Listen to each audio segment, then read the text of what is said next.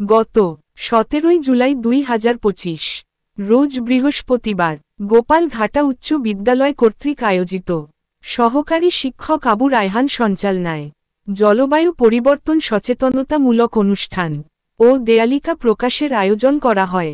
উক্ত অনুষ্ঠানে সভাপতিত্ব করেন অত্র বিদ্যালয়ের সম্মানিত প্রধান শিক্ষক জনাব মোহাম্মদ ফারুক হোসেন।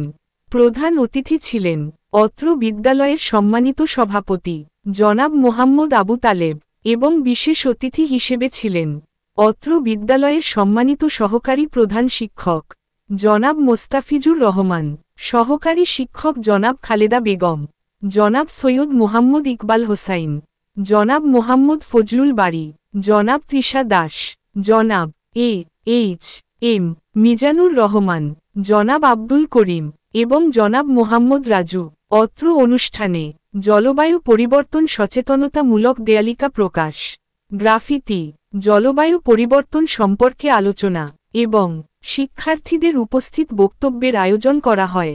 বক্তব্যের শেষে প্রথম, দ্বিতীয় ও তৃতীয় স্থান অর্জনকারী শিক্ষার্থীদের মাঝে গাছের চারা প্রদান করা হয়।